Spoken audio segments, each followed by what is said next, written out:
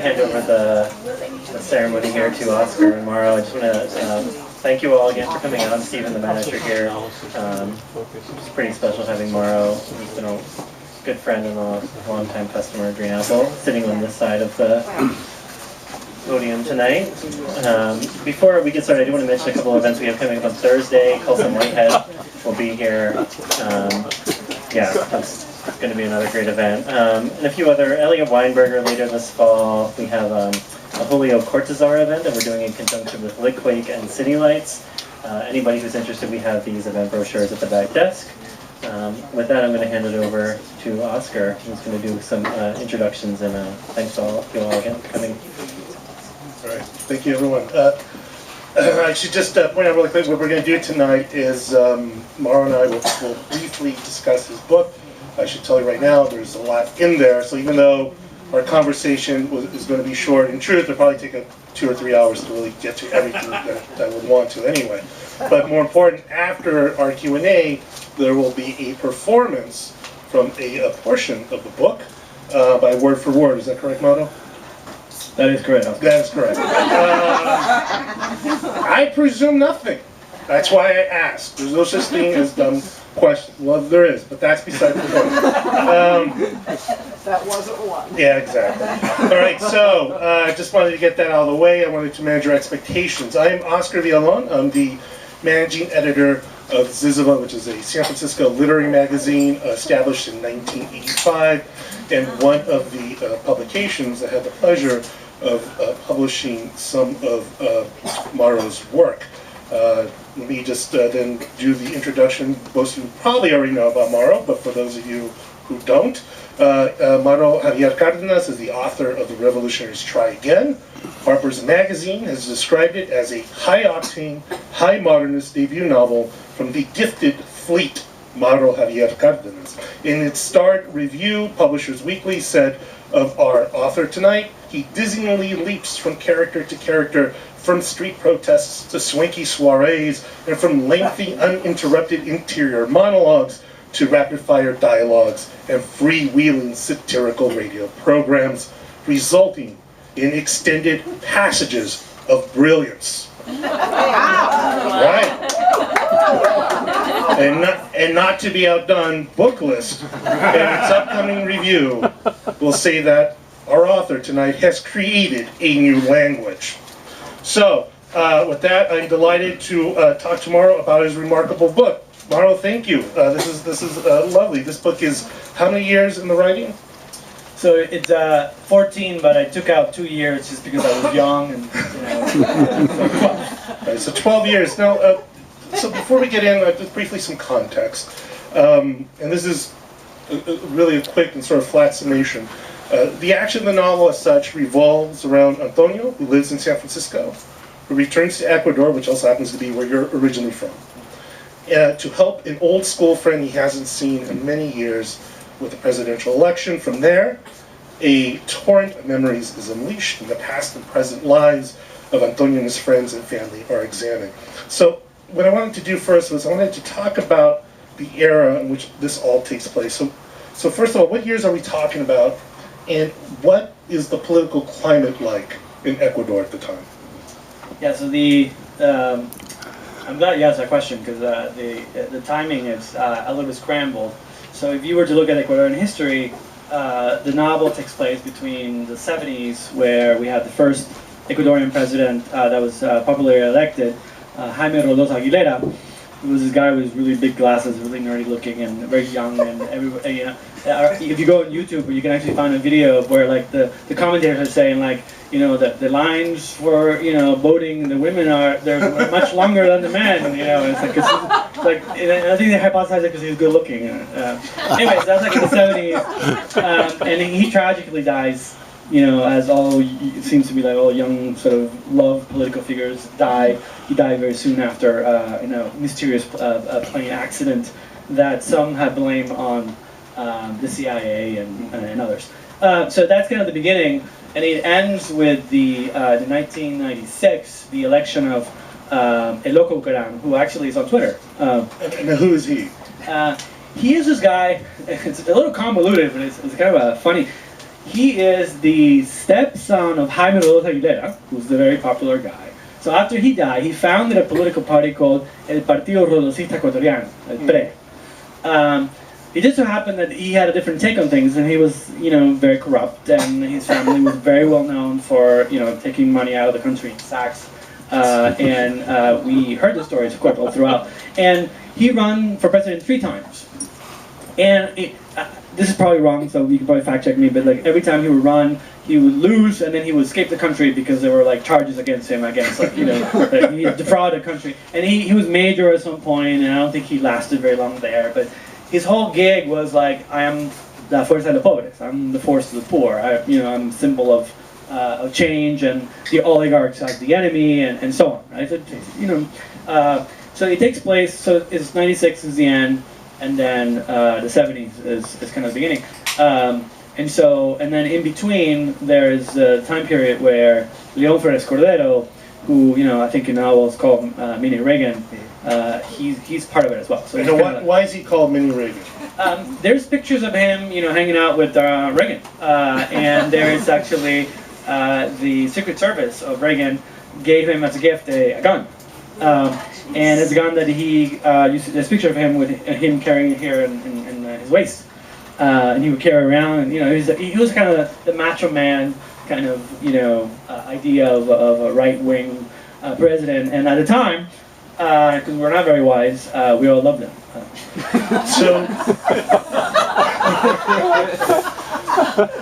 So in this climate, the book looks at Antonio and his friends, Leopoldo, Fusando, and we see them coming of age, we see them going to high school, and kind of being boys, encountering various different characters and different people, and basically different strata of Ecuadorian society. And the thing about that struck me is that you do, I thought, a masterful job of conveying what it's like to live in that sort of society where corruption and inequality is a given.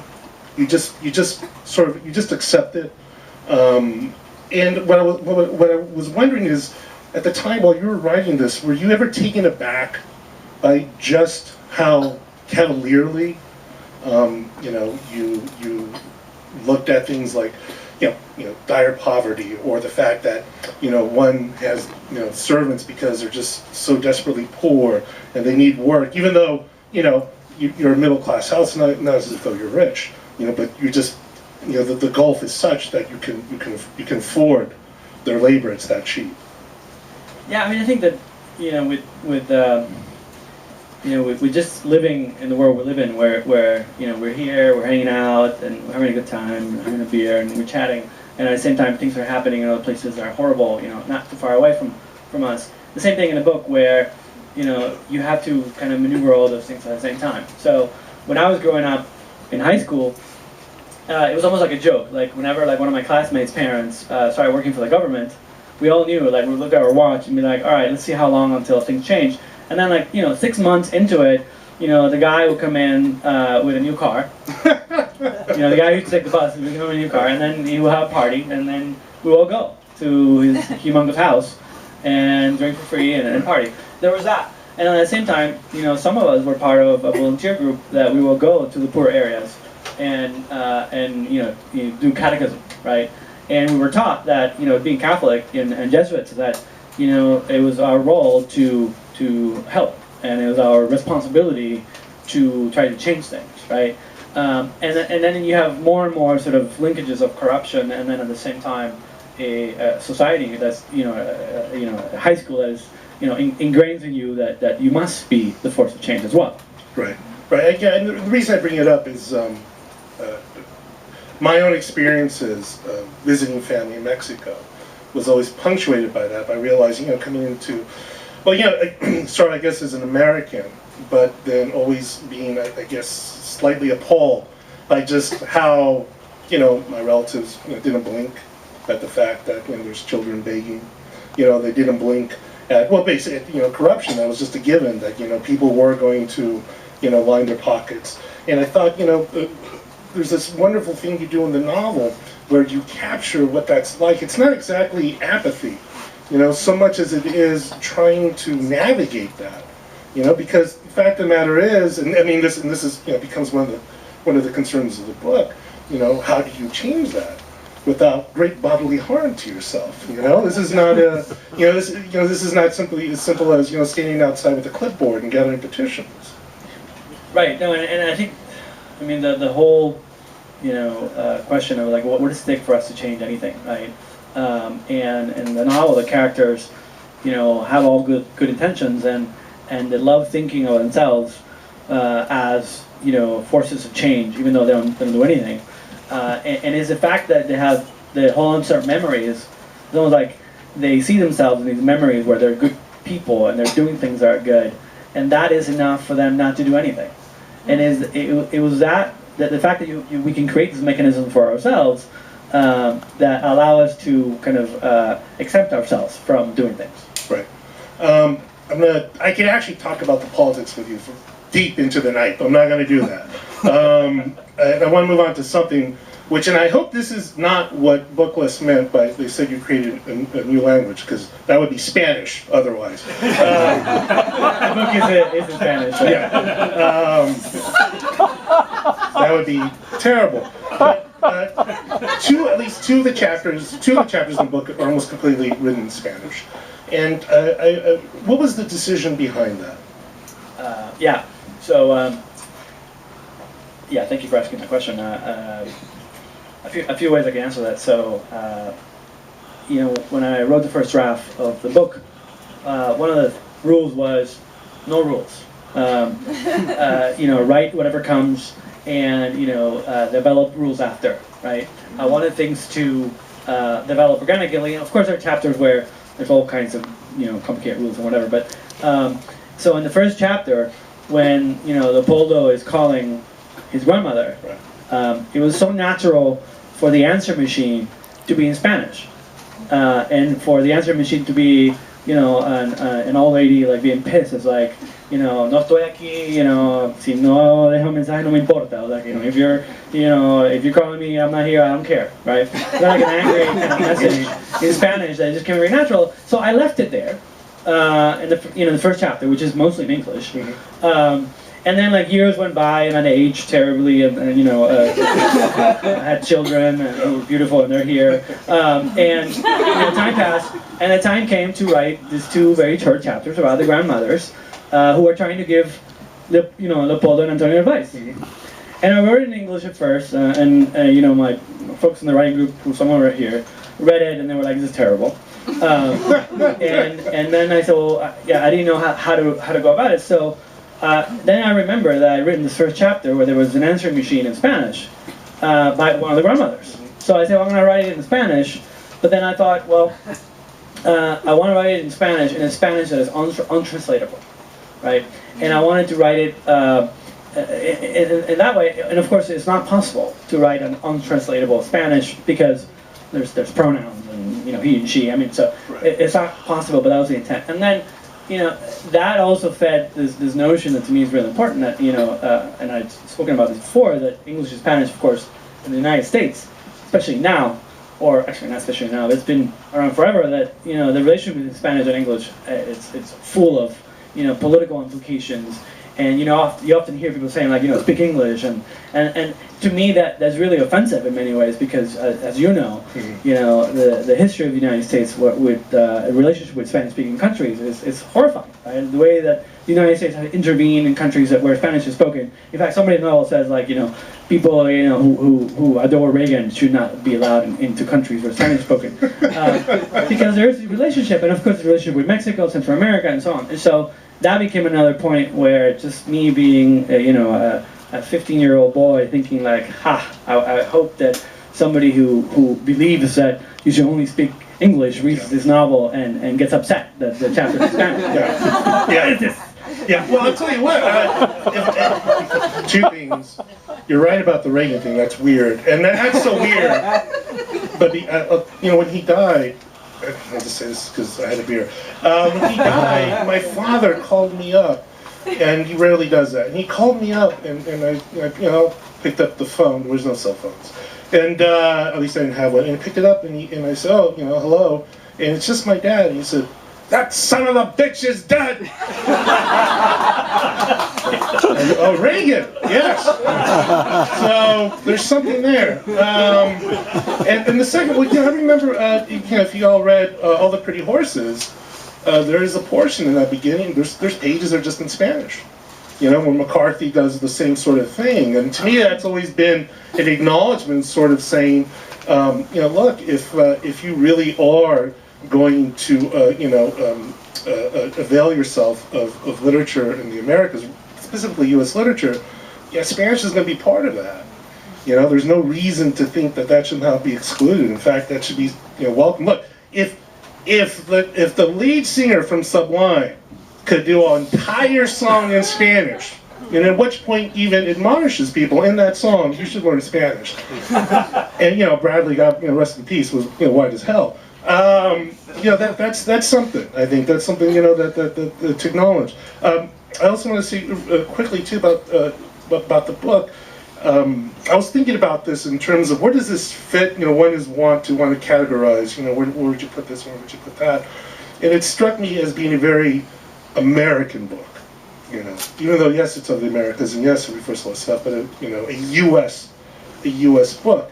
And the thing about that was that reading it, and I don't want to overstate this, and I don't want to make a sort of a fulsome comparison, but I thought, this is what it must have been like to read Ulysses the first time and get most of the references. But as to say, as a Mexican American, go, oh yeah, Chapulín Colorado, oh yeah, Luis Miguel, oh yeah, all that stuff, like, know that, know Chump, know that, all these sort of stuff, get the references to South American politics, to get all those sort of things that maybe other people are going to have to, I guess, have to ask to get footnoted.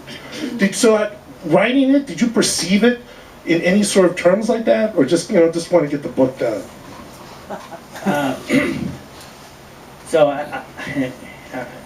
That's a great question. Again, I mean, I think, and the reason is that again, like, I wasn't thinking about like what I was writing. I wasn't thinking about like, okay, what are people going to think and all that. I was just like, okay, here's what flows through my head, and the goal is to try to find the textual means for me to capture in an interesting way the things that flow through.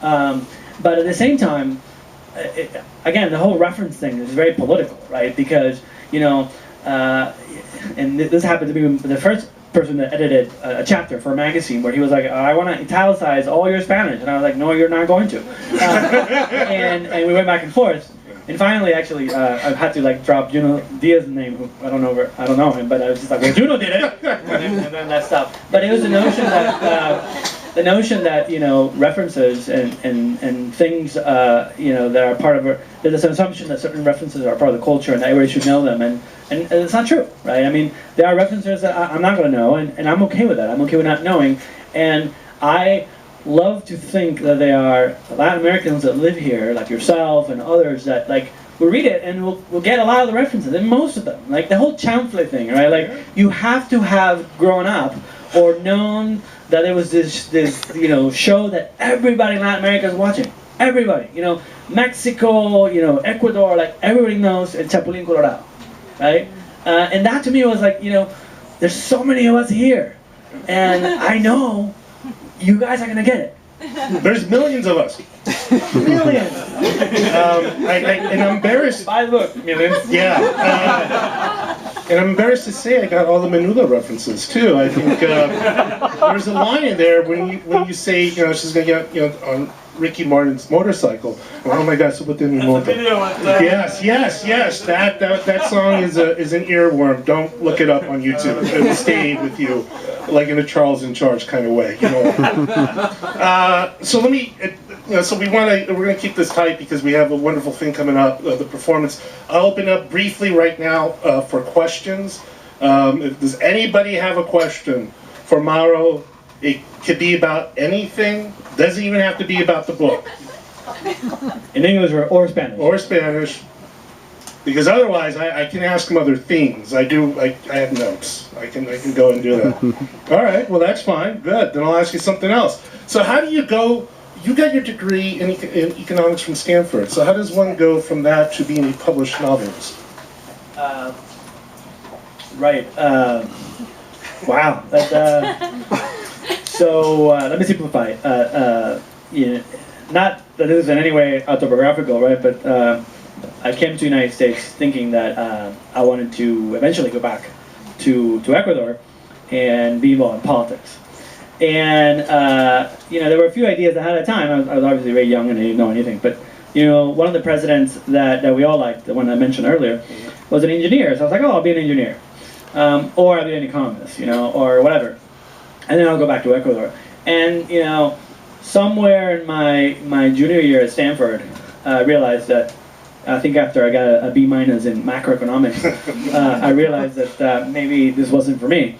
And at the same time, I think I discovered Borges and Notes from Underground, and it was more a discovery of like, oh, there's more to life than wanting this one thing, and I don't know anything else. But discovered how? Because I read an interview where you were saying you had no ambitions as a young person. As a kid, you weren't saying like, I want to grow up and be a writer. Absolutely not. And it wasn't like in college, like, I read Borges and I was like, I must become a writer. No, it wasn't like that. It was simply like, it was more a realization in college that, and I'm sure it's very common, like where you're like, well, the thing that I wanted to do was not really what I want to do, but I don't know what else I want to do. And by the way, I'm in financial aid and I have to graduate because I can't stay another year here. And so econ was the one that had the least requirements to graduate. So I was like, all right, I'm going to go able to do econ. And after I graduated, it was basically taking all kinds of courses. I was like, at first I was like, well, maybe I'll be a therapist like my mother, who's here. So I tried that, and then I took some courses, on literature, and I took some courses in writing, and then I took piano lessons. I took piano lessons for, this is not a joke. At the time, there was in the news, there was this guy, there was this Japanese man who was a school teacher, and it was said that he would play on the side. That wasn't his thing, but he won like the Chopin medal. And so I was like, well, if that guy can do it, I can do it. And so I was 21, and I didn't grow up listening to classical music at all. No. So I was like, well, I would have just held you back. Yeah. I would just, and I used to have a folder that it said like, Mauro's piano career, and my piano teacher, this French woman called Annie Leslie, who's wonderful. She would see my folder and laugh. But it took me like 4 or 5 years to realize that like, okay, now I know what music is, and I'm not it. Right? And then eventually it was like, okay, well, I'll try writing and see what happens, right? And you did all right. Sure. I think, yeah. You meant it in your language, for God's sake, Mauro. That's pretty good. Any questions? Because if we don't, then what I'm going to do is then turn it over so y'all could see. Yes, thank you. I hear that the novel is already being translated into Spanish. Do you hear that? We hear the novel's already being translated into Spanish. Yes. And I have 2 questions. One is, will you or have you written a novel in Spanish? Or did you consider writing this in Spanish? If not, why in English? And then the second question is, how involved will you be with the translation? So, have you written anything in Spanish? Why didn't you write this whole thing in Spanish? And then, how involved will you be with the translation? Right. Yeah. The first question on the Spanish, it's been way too many years, but I think I remember like the seed of the effort was that I tried writing in Spanish, but the Spanish that I knew was the Spanish of high school, which is very slangy. It's very much about making fun of your friends and your friends making fun of you back, right? And that's what we call love. But we didn't call it love, but that was our way of relating to one another. And so you can't really write a novel like that. In fact, actually, that's not true. You can't. there's a novel called La Biblia Vaquera that's written in this kind of language. In fact, you can even argue that some of Sala's sentences are kind of very slangy, although it's a little different. So then that didn't really appeal to me because it would just be very limited. And it at the time, again, I was very young and silly and all that. I was very much enamored with Nabokov and the idea of Nabokov, even though I didn't understand half of his short stories. I had no idea what they were about, but I loved the language.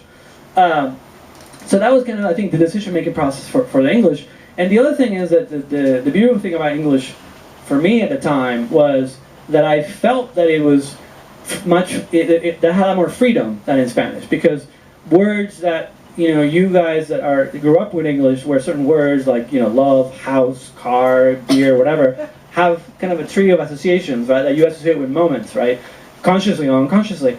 That I didn't have that, right? And that I could use whatever word I wanted and pick the sequence based on sound. Obviously, the meaning had to be there, but not be constrained as much, right? Where you can approach language as a system in a way.